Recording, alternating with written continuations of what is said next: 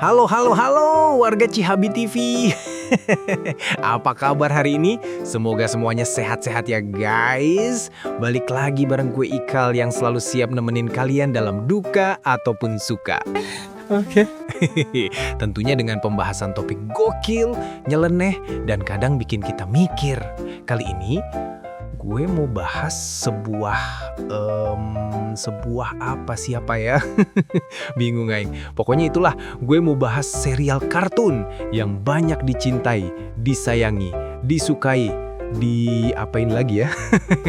Gue mau bahas kartun SpongeBob.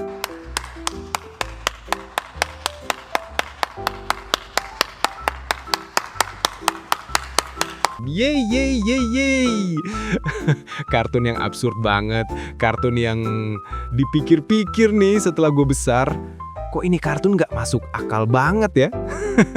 Ini kartun apa eksperimen sains gagal sih? Saking banyaknya adegan. Cie, adegan. Kayak film manuan aja pakai adegan. Soalnya banyak kelakuan nggak masuk akal di serial SpongeBob. Tapi walaupun begitu, kartun ini tetap dicintai para penggemarnya. Oke, tidak perlu berpanjang lebar. Kali ini kita bakal membahas 10 kegiatan bawah laut SpongeBob yang janggal bin gak masuk akal. Namanya juga kartun, tapi tetap aja logika gue sering kena bantai. Yuk kita gas, jangan pakai lama. Check it out! Yang pertama nih, yang pertama aja udah gokil banget nih. Tiba-tiba ada gorila nongol di Bikini Bottom. Serius? Gorila? Lah, bukannya itu hewan darat. Sandy sama Patrick sampai panik setengah mati. Sandy juga kan binatang darat ya? Coba yang tahu jawabannya tulis di kolom komentar ya. Oke, kita lanjut ya. Coba bayangin, gorila berenang di dasar laut sambil ngap-ngapan. Gue curiga nih, jangan-jangan gorila itu sebenarnya penyelam profesional, cuma pelupaan pakai tabung oksigen. Atau bisa jadi itu saudara jauhnya King Kong yang nyasar gara-gara Google Maps underwater mode error. Oke, lanjut ya. Nah, yang kedua, kota di bawah laut bisa kebakaran. Makin gak jelas deh ini mah. Pusing ngaing. Lah, gimana ceritanya? Api kok bisa ngalahin air laut? Harusnya kan langsung serut, padam. Tapi di SpongeBob kebakarannya malah makin besar. Gue yakin ini bukan kebakaran biasa, tapi api yang pakai aqua resistant teknologi. Bisa jadi collab sama Doraemon, api dari masa depan. Warga Bikini Bottom sampai panik, sementara kita yang nonton malah ngakak. Loh, kok bisa? Oke, lanjut ya. Nah, nomor 3, patung selamat datang ada obornya. Keren sih. Tapi obornya hidup di dalam laut. Lah, api itu kan musuh alami air. Jadi ini gimana? Jangan-jangan obor itu sebenarnya lampu bohlam model api-apian yang colokannya panjang banget. Langsung ke colokan rumah Pak Krabs. Atau lebih gokil lagi, itu obor spiritual. Nyalanya dari doa warga Bikini Bottom. Yoi, logika udah resmi cuti. Oke, selanjutnya. Keempat, sunset. Di dasar laut bisa lihat matahari terbenam. Serius nih, mataharinya nurunin tangga terus main ke Bikini Bottom kali ya? SpongeBob sama Patrick suka duduk santai lihat sunset. Padahal secara sains mustahil. Ini sama aja kayak kita manusia bisa lihat bulan purnama di dalam gua. Tapi ya balik lagi, namanya juga kartun. Kalau realistis, nanti kita malah bosen kan? Oke, selanjutnya. Nomor 5, pantai di dasar laut. Lah, pantai itu kan tepi laut. Nah, kalau udah di dasar laut, terus itu pantai apanya? Jangan-jangan mereka bikin pantai dalam pantai. Pantaiception. Dan benar aja, ada pasir, ada payung pantai, ada bola voli. Bedanya apa? Pengunjungnya ikan semua. Gue heran, ikan ini renang dari laut ke laut lagi ya?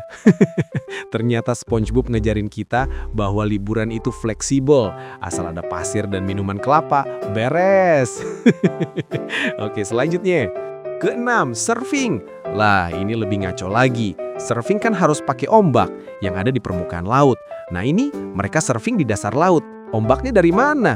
Apa jangan-jangan ada kipas raksasa yang disewa dari plankton buat bikin arus buatan?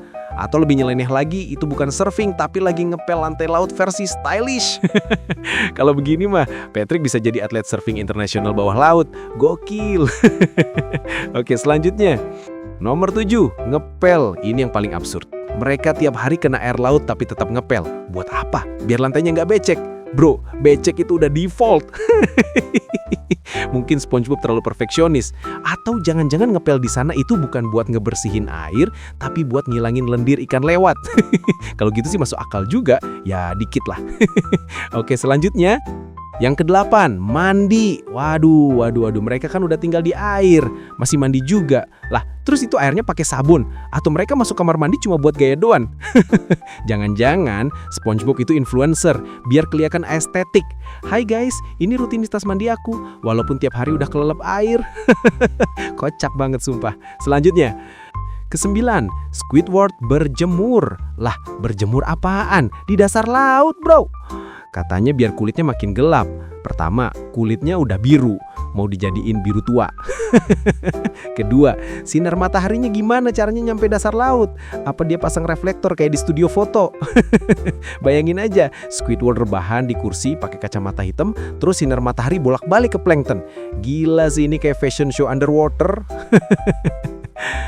Dan yang terakhir, ke-10. Ya, ini bener-bener bikin gue tepuk jidat. Semua benda di Bikini Bottom tetap bisa basah dan harus dikeringin. Kayak SpongeBob nyuci baju, ngejemur, padahal posisinya ya udah kelelep air. Pertanyaannya, kapan keringnya, Bu? Mungkin jawabannya cuma satu, nggak akan pernah kering. Tapi ya itulah komedi SpongeBob, bikin kita mikir sambil ngakak. Oke deh, gue Ikal pamit dulu ya. Jangan lupa like, komen, dan subscribe biar kita makin sering bahas yang nyeleneh-nyeleneh kayak gini. Sampai ketemu lagi di Cihabi TV. Dadah!